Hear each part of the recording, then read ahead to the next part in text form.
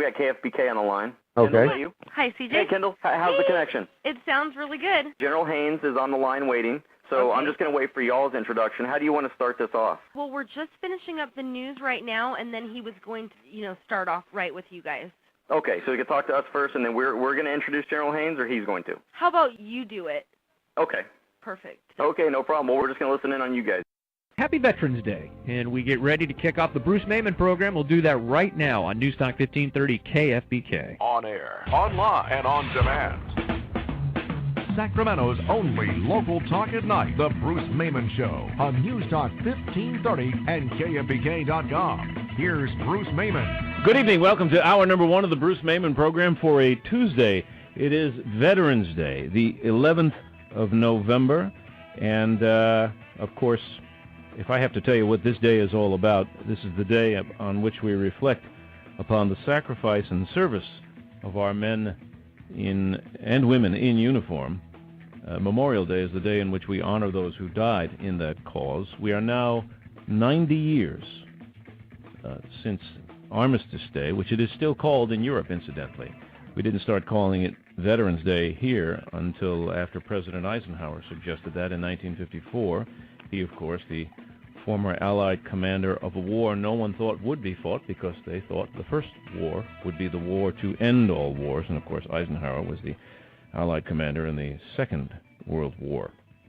So we are going to spend this hour talking about Veterans Day and about veterans. And this is a rather unique situation here because, as I understand, quite frankly, I'm not quite sure if I do understand it, we are actually simulcasting with a radio program on the other side of the globe, if I have this correct, and I'm on the phone right now with First Sergeant C.J. Grisham, who is a soldier and a blogger and a podcaster. He's an actor, he's a writer, he's a director, he's a producer, and he's an Iraq War veteran, decorated many times over, and he joins us. Now, have I got this right? CJ, you're here, but we're going to be joined by a guest a little bit later in the program who's from Afghanistan, and you're blogging right now and broadcasting on the Internet. Have I got this right? And I also want to tell you my co-host Troy Stewart is here. He's a first sergeant as well. Oh, okay. And an Afghanistan vet. Right. Gotcha. Okay. I just want to, I'm starting I'm a little out of the loop on this. I've kind of got this under my thumb, but I'm not quite sure. But I understand now there are two different radio audiences listening to this broadcast. Have I got that correct? Yeah, we've got your audience who's now listening to our show, and we've got our audience, which is on the Internet, now listening to your show. And you start at 6 p.m. local time here, but this is also being broadcast around the globe into war zones in the Middle East. Have I got that correct? Absolutely. As a matter of fact, unfortunately, we just got off the phone with Scott Kesterson and some soldiers from Afghanistan. They had a mission come up, and were unable. They had to call in early. So we're going to try and get them on your show as well. But we do have a great guest lined up for you. Mm-hmm. So, I was told that may happen, that they may have to do some little pre-op before they go out on mission, that we might lose them, which is unfortunate. I would love to talk to some guys from Afghanistan, but that's okay. Well, let me, I know you have somebody that you want to introduce here. I am just sort of curious. You are a veteran, you've been in theater, and you are married, you have children, and so forth. How did you get started as a sort of a blogger, podcaster, as it were, on the Internet? Well, myself and Troy's a National Guard, currently a National Guard soldier as well. I'm an active duty soldier. I've always loved music, and I started out as a DJ as a young teenager, and so radio has always kind of been my thing. And then when I got to Iraq, my grandfather served in World War II, and I remember growing up reading his journal from his World War II sorties. Oh, wow. And so when I got to Iraq, that was the first thing in my head is, I want my grandkids to read about my experiences. And so I started writing down my journal. And when I got back from Iraq, the blog thing was just getting started. And so I started a blog and started publishing my journal and just kept writing. And it's been about 4 years now. And I understand you just said there, as a matter of fact, that Troy Stewart is there, another sergeant. Are you there, Troy? Yes, I sure am, Bruce. How you doing? Good evening, Sergeant. How you doing? I'm doing great. Good. CJ, it's interesting that you would talk about your grandfather like that he would write things down as a sort of a diary. My old man was in World War II, and he didn't talk about it. I'd been to a number of reunions for his squadron. He was in the Air Corps. And none of those guys talked about it. And I've always thought that the best way people deal with war who have actually been in a war, because the rest of us have no clue. We think we do, but we don't. Either we talk about it as a sort of a catharsis, or we don't talk about it because it's just this is our way of dealing with the horrors of war. Would you agree? Yeah, and I think, when I was growing up, he'd let me read his journal, but he'd never talk about it, even when I asked him questions about it. Yeah. And when I got back from Iraq, it's really weird because he started really opening up to me, and we talked at great length. And I was so glad to have those moments because he died 2 years ago, and he talked to me more about his experiences than he talked about my father, who's also a veteran but never served in combat. I see. I wonder if that was because there was it's sort of like you've crossed the threshold. It's very difficult for people who have been in combat to talk to civilians about war, where you don't have to really dot all the I's and cross all the T's. They get it. They understand exactly there's an empathy there. And those of us who are just civvies, we do the shallow thing. We put a little ribbon on our truck that says support the troops, but I don't really know if we understand completely and deeply what it is like to actually be under fire, to watch comrades in arms go down, in fact, even be eviscerated by maybe a mortar shell or something like that. And so when you've crossed over into that threshold, there's a level of understanding there that makes it easier to talk to you. Yeah, I think so. Yeah. There's still some things that I talk to friends and fellow combat vets. I mean, Troy and I have talked about stuff that I still haven't even really been able to talk to my own family about. And my wife has a good way of making me open up a little bit more than I want to. But, there's still I really worry about what people are going to think about me anyway. And so, and I think subconsciously that's probably one of my things. I don't know, Troy, do you have a different idea? Yeah, what about that? You were going to say something there, Troy. What do you think, Sergeant? Well, to go back in your first statement, I think back in the day, World War II and those times before that, I think it was just the culture of, we were just, it was just a different time. People kept things to themselves and they dealt with it. I mean, what we call PTSD today was around back then. It was called shell shock or 1,000-yard stare and that kind of stuff. So I think it's been there. I think today we just are more open. We're a more open society, between Twitter and Facebook and stuff like that. Yeah, exactly. We have those tools available to us, too.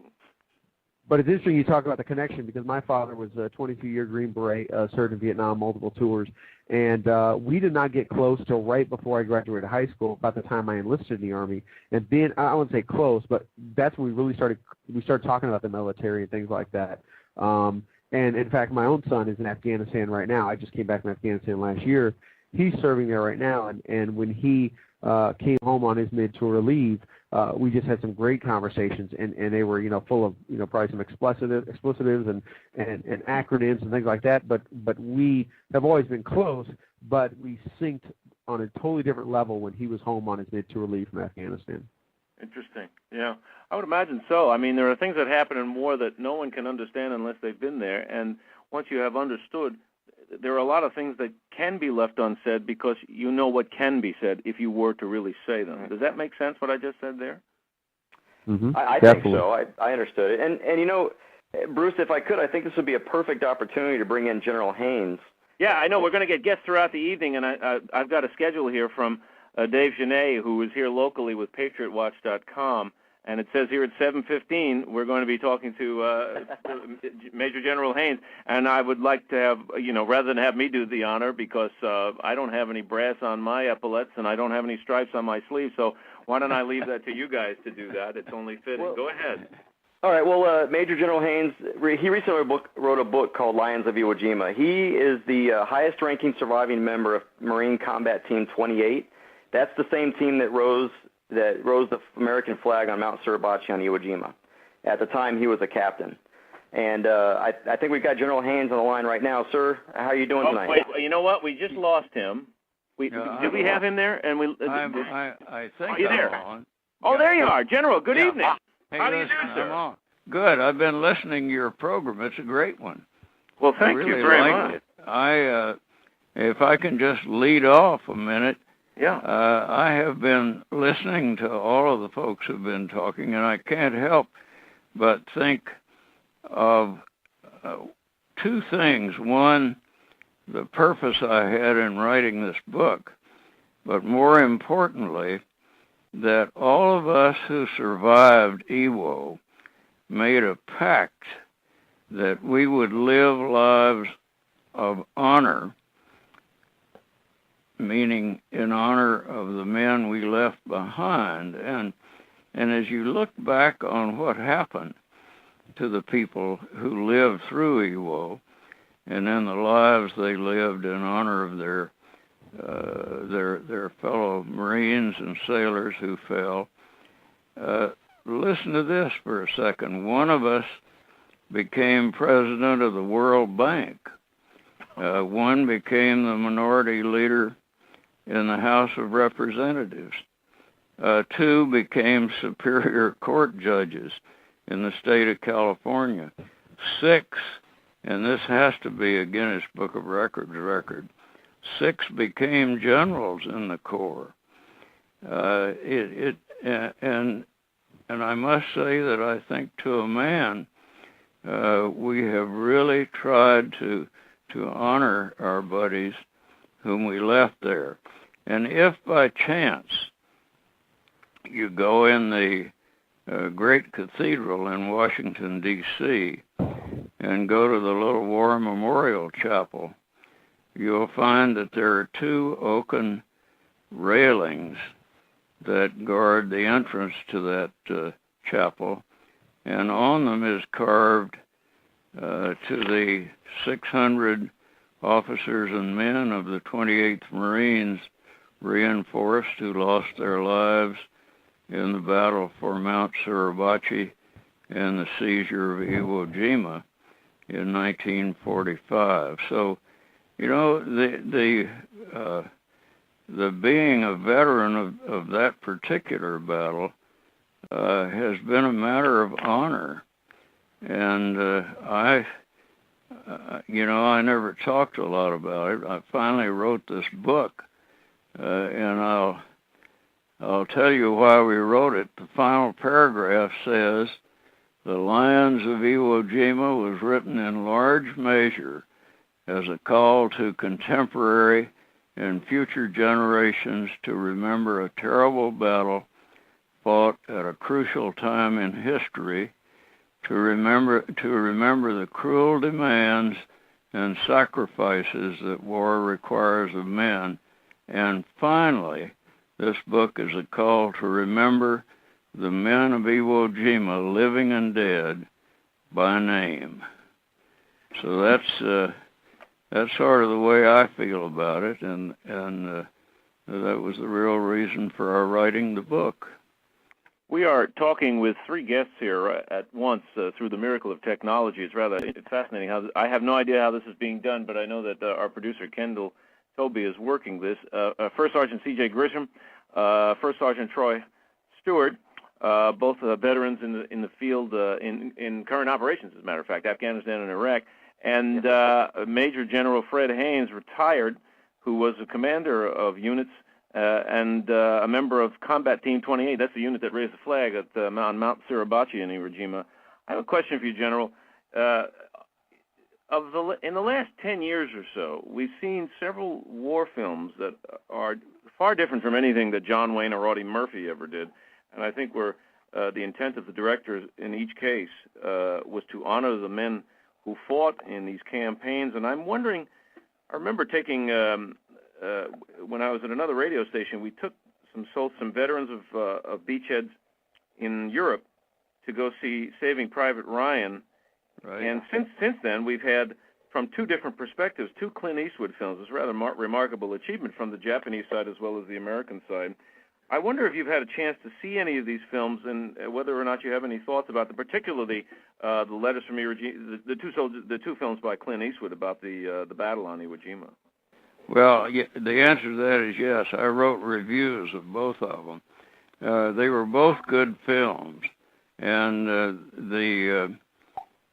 I would say that the better of the 2 was the one written about the Japanese. It was called Letters from Iwo Jima. It really, I agree. In a way, it really personalized what war is like. I mean, we got to go home with the soldiers in the other film and find out what they had to deal with, how they were used to sort of sell war bonds and this sort of thing. But I think we got a better. I don't know. Would you say that we got a very good sense about what combat can be like, particularly on the losing side with that film? I think I thought it was done very well, and the Japanese who fought there really fought to the death. In fact, they had instructions to kill 10 Americans before the individual died, and they were all, they literally fought to the death. And the letters from Iwo Jima portrayed the horrors that the Japanese went through. You know, ours were bad enough. We were in the open air and above ground. The Japanese, toward the end, were getting a cup of rancid sulfur water and a hard biscuit. And when they were underground, and you may recall that they had dug 11 miles of tunnel on that little island so that they could move from position to position. But it was 120 degrees below when you were below ground, when you were down in those tunnels. So it was tough all the way around. But both movies were pretty accurate. I guess, you know, Clint Eastwood knows how to take cinematic privilege, I guess you'd call it, and he showed a horse dying on Iwo. Oh yeah, you remember, and yes, I do. Being comforted by presumably Baron Nishi. Nishi did not take his horse to Iwo, but Nishi went out to where his horse was quartered near Tokyo before he left, and he cut from the horse's mane a little piece of the mane and put it in his wallet and took it to Iwo, where of course I didn't know that. Yeah, he was ultimately killed. I think you do know that there were two Olympic champions fighting one another there. My boss was Harry Liversedge, and Liversedge won a bronze medal in the 1920 Olympics as a shot putter, and Baron Nishi, or Lieutenant Colonel Nishi, won a gold medal. CJ, Sergeant, go ahead. Hold on, General. Go ahead, Sergeant. Hey, General, I'm sorry. Can we hold you over for another segment? I think I want to make sure Bruce gets his breaks in, but yeah, do whatever you need. I mean, yeah, General, if you could. I mean, we are beholden to commercial elements here on the radio, and we do need to take a break. But we sort of get lost in listening to what you have to say because it's so fascinating to listen to. That's why I love talking to him. Pick it up whenever. All right, well, General, let's hold on for just a second and let's take a break. It sickens me that the only time we talk about our military is twice a year anymore, it seems like, and this happens to be one of them. And I'm going to take the opportunity as best as I can. So thanks to some help from several people who we'll mention before the program is over this evening, we're talking to three individuals who, at the moment, we're going to be joined by some others, is my understanding. Two first sergeants, C.J. Grisham and Troy Stewart, who are both contemporaries, somewhat of contemporaries. I think one might be older than the other, but they've both served in recent operations. I hope I'm not insulting either one of you gentlemen, but they both served either in Iraq or Afghanistan. And our other guest is General Haynes, Major General Fred Haynes. I'm just going to call him General Fred Haynes, if you don't mind. Call me Fred if you want to. All right. Of course, he's retired now, but this is a man who was on Iwo Jima. And I dare say for those who, had it not been for Clint Eastwood, a lot of people wouldn't even have ever heard of Iwo Jima, let alone I start talking about things like island hopping. But he was there in what was one of the most treacherous battles in all of World War II and perhaps in all of warfare. We'll continue our discussion with these three men and be joined by some others just ahead as we continue talking about Veterans Day and perhaps try to convey some meaning of what it's like to serve your country in what is maybe the noblest endeavor of all. This is the Bruce Mayman program at 726. You're invited to join us on our chat room, which is open at KFBK.com, and you can chime in there. If you want to join in conversation, we can certainly put you on the phone if you like at 921-1530, 1-800-834-1530, star or pound 1530, and we'll continue just ahead with our guest. It is the Bruce Mayman program on KFBK. Hey, Zach, can you hear me? Yeah. Hey, just stand by, okay, brother? 7:30 now on the Bruce Mayman program for this Veterans Day. It goes without saying that we extend our thanks and best wishes to all our veterans and all veterans and families that have paid the ultimate price in addition to their service and who have lived to tell the tale. We have guests on the phone in a rather, I don't know how it's being done. I'm not a Luddite when it comes to technology, but the technology is serving us well. We have guests from different quarters of the planet, essentially. We have C.J. Grisham and Troy Stewart, both first sergeants and decorated veterans of campaigns in Afghanistan and Iraq. And also on the phone with us is retired Major General Fred Haynes, a World War II commander, author of the book, if I've got it right, General, it's Lions of Iwo Jima. That's right. And he is the last living officer of what is called Combat Team 28. That's the way they designated them back then in the Marine Corps, the unit that actually raised the flag on Mount Suribachi on Iwo Jima. And I believe we're going to be joined here in just in fact, we may have him right now. We're actually going through history a little bit here because our next guest served in Vietnam.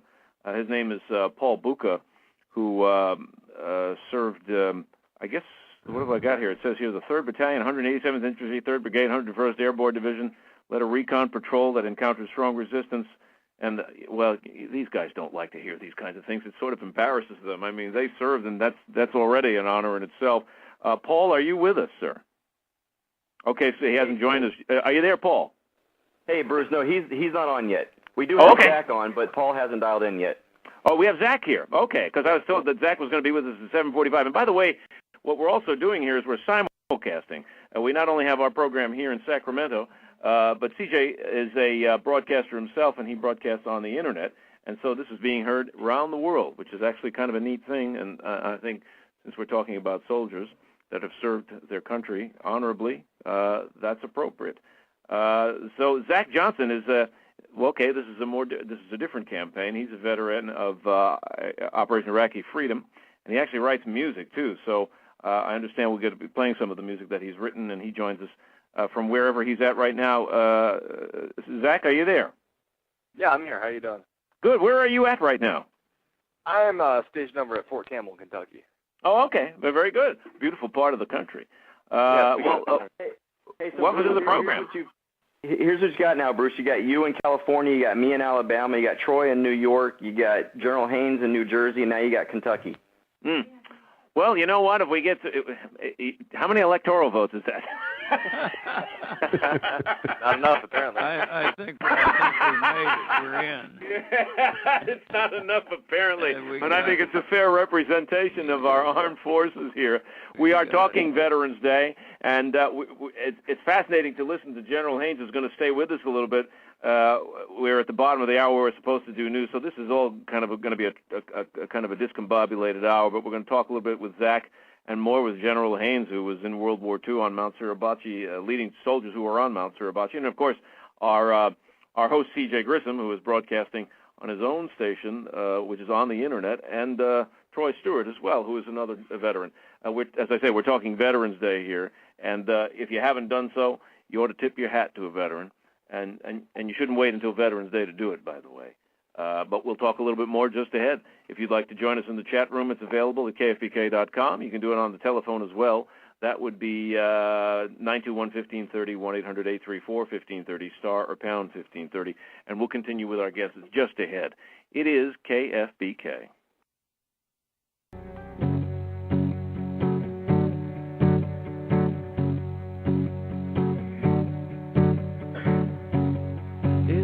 Common fear when you are gone for a year, to be scared to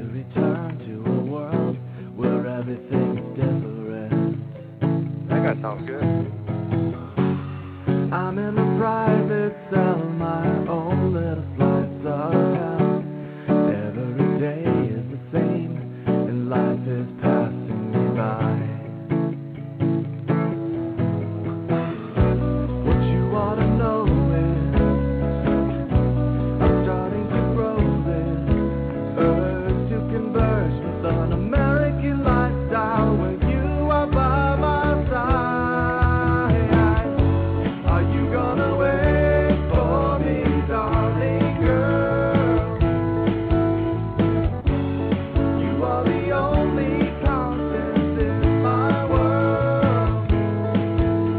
I know I've seen and done some things I wish I could forget, but it matters not, 'cause my dreams at night are always about you. They're always about you, baby. You know It is 7:42 now on the Bruce Mayman program. That is music by one of our guests who is through the magic of technology.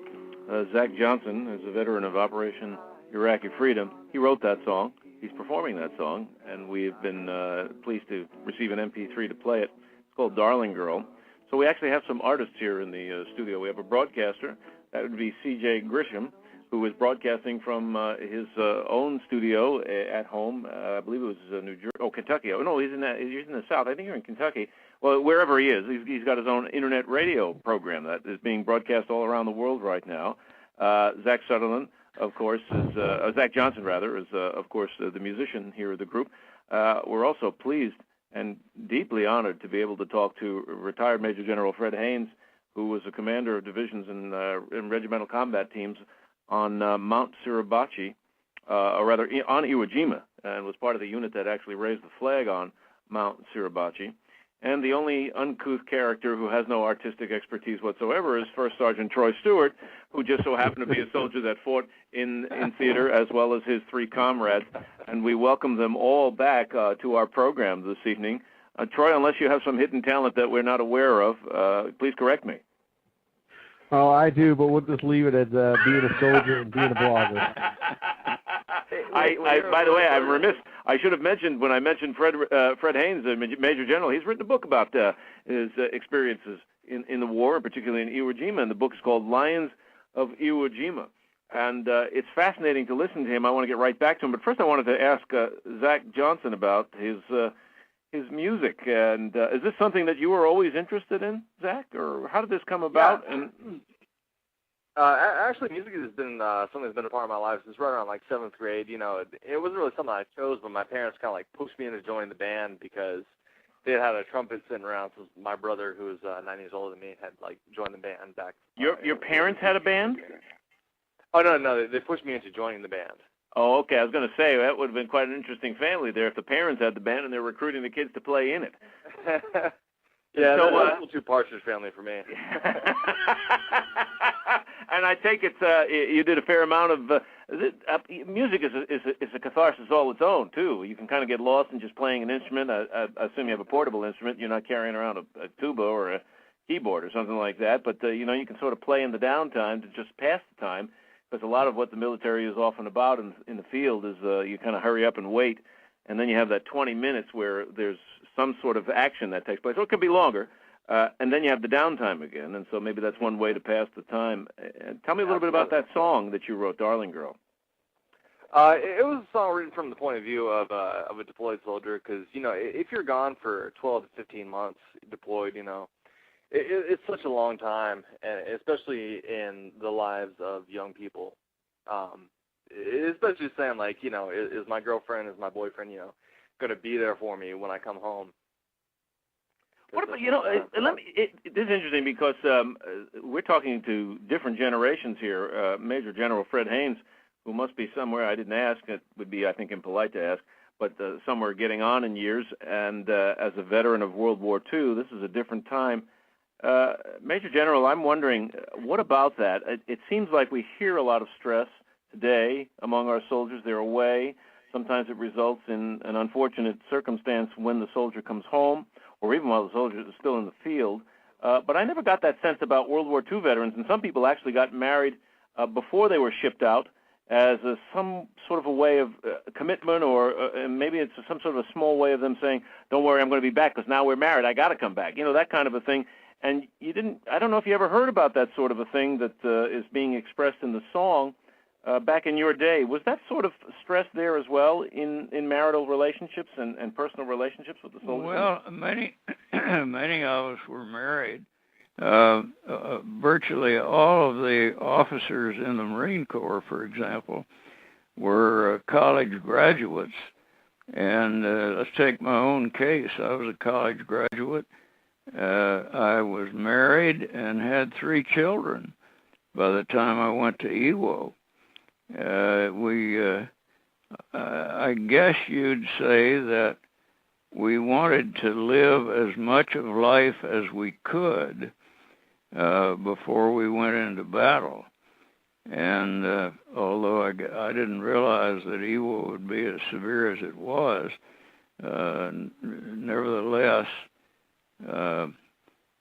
I knew that eventually I'd go into battle, and so I married. My wife knew exactly what we were getting into, and we had 3 children, and all of them are grown and well, and although my wife passed away a long time ago and I've remarried, but nevertheless, there was a sense that maybe you're not going to come back, and you'd kind of like to leave a little bit of yourself back in the U.S. And so marriage was a way to do it, and to have a child, or in my case, we had a girl and twin boys. So what was it like? I wonder if you could describe that moment when you were coming home and you first cast eyes on one another when you finally returned. Well, it was quite what a thrill. I had seen my daughter, known my daughter, of course. She was about 2 years old, I guess, when I actually left to go to the Pacific. But to come back and see those twin boys, and never mind, twins are kind of double trouble. But it was a real thrill to see those 2 little guys. And it's a thrill for me to say that they're both practicing attorneys. They both did their tour in the U.S. Army and the Reserve during the Vietnam era. And it's hard for me to express the feeling that I had when I did get back home, but it's an enormously satisfying feeling, and a sense that you did the right thing to go to war, and you've been very, very lucky. I mean, I've been in 3 wars. I'm a Vietnam vet and a Korean War vet as well, but and I don't know who's been looking out for me, but there are other people, I think, in the audience who know what I'm talking about. Sure. But I was just plain lucky. And well, what's the old phrase? There, except for me, go I think. It's whatever. Sergeant Grisham, what about you? You're married. You have 3 kids. Going away for a tour, maybe 12 or 15 months. I don't know how long you went away, but when you came back, was it sort of like that for you, the way the general just described it? Yeah, it was. I just had a little baby when I left. My youngest daughter hadn't even learned to walk yet when I left, and so when I came back, it was almost like I was coming home to a completely different family, with my kids being so young and being gone for about a year. But it's what keeps you going. It's the every time I got into an explosion or something would happen to me, that's the first thing that I thought about was my kids. And I kind of like we talked earlier with Medal of Honor recipient Leo Thorsness in the first hour of our program. Yeah. And one of the things he said, he was a POW for 6 years, And one of the things he said that left an impression on me was, since I got back from Vietnam, I've never had a bad day. And so it kind of refocused my life a little bit, just 5 minutes. You bet. And Sergeant Stewart, you've been in the military quite a couple of decades, and you've served on every campaign since Desert Shield. So you've been around the horn on this matter several times, and most recently Afghanistan. Now, I didn't ask, are you married as well? Yes, sir, I am. A couple decades. That makes me sound old, man. I could have said 40 years, but that would have been inaccurate.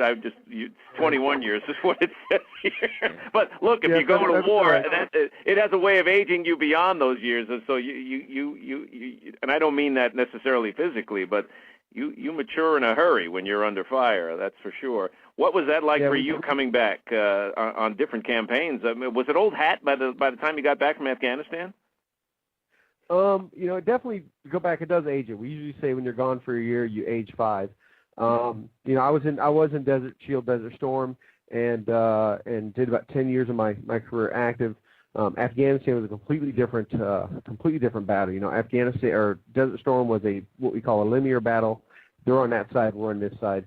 Afghanistan was embedded with the Afghan army. It was trying to rebuild the army and do what we call counterinsurgency operations at the same time trying to fight an enemy.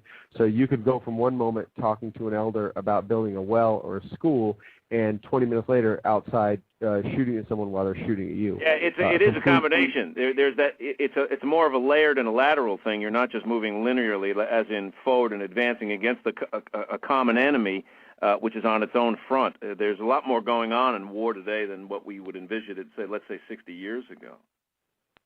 Yes, and it's I've been in quite a few stateside deployments because half my career has been guard. So I've been in New York City guarding it a few times, including the Republican National Convention, and walking around the largest city the biggest city in the world, carrying an M16 is a life-altering and historic making moment itself. Okay, and Zach, what about you? You write the song about the darling girl. Was she there when you got back? Yeah, she was definitely there when we got back. I can't even tell you how blessed I am to have the wife that I do. We've actually got a baby on the way. She's due in February, so it's been very congratulations. Thank you very much. Do we know boy or girl yet? Yeah, it's a girl. Her name is Bella. Okay. Actually, I shouldn't be asking that. When we're talking with soldiers, we should be asking, do we know which service yet?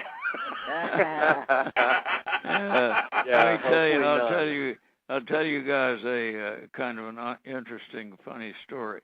One of our men was married, and like I was, and his wife gave birth to a boy in the early spring of 1944.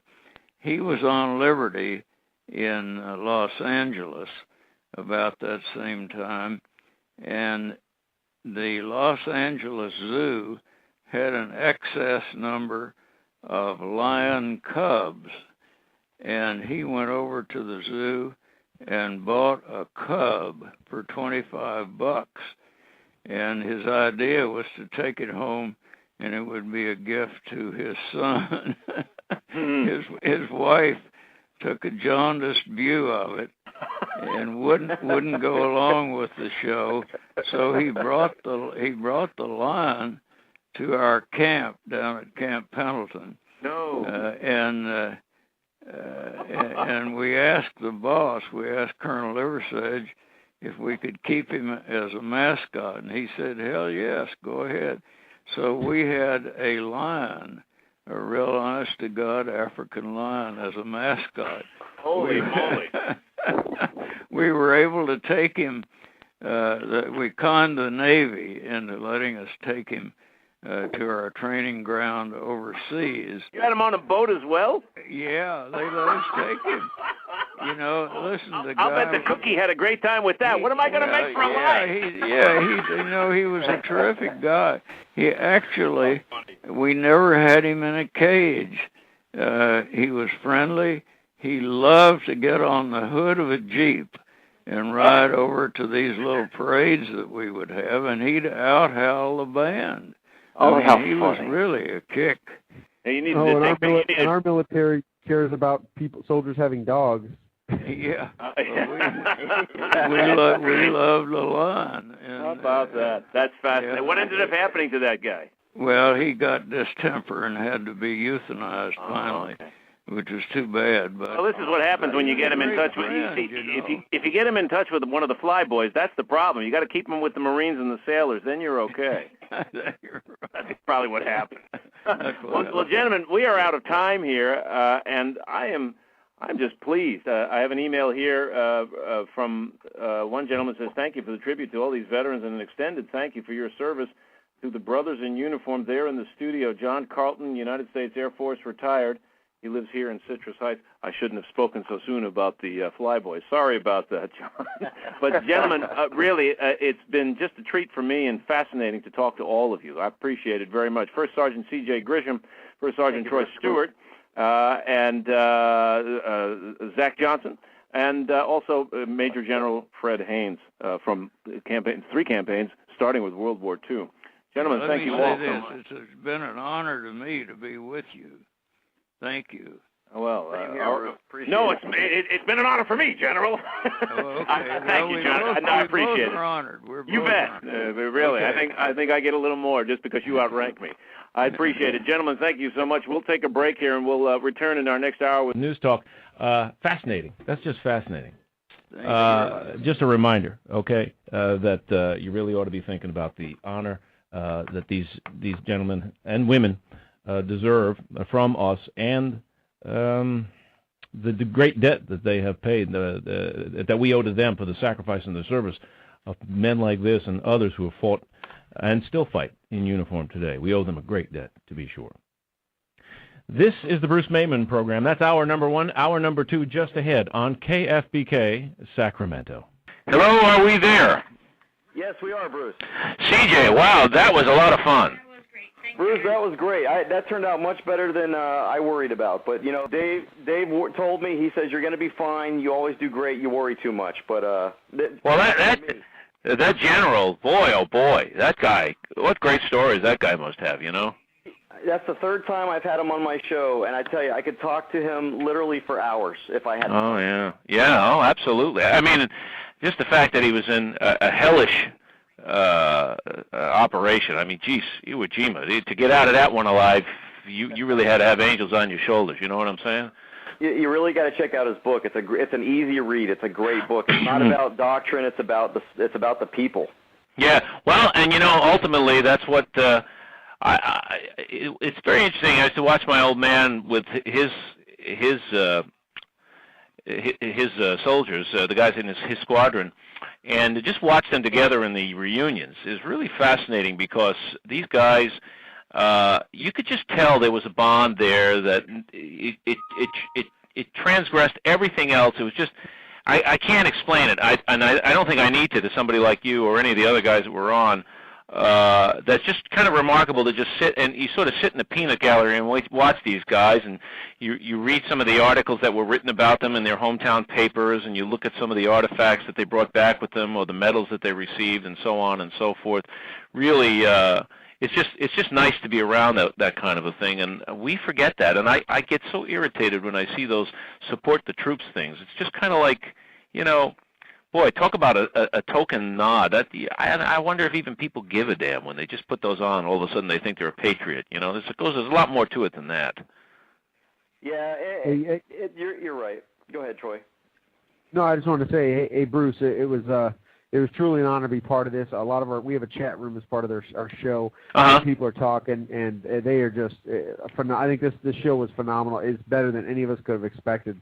And I wish we could do this, like I said, a lot more than just twice a year. I wish we could do this, you know, a lot more often because the history spanning, you know, over 60+ years of combat experience. Oh yeah. Is phenomenal. Oh yeah.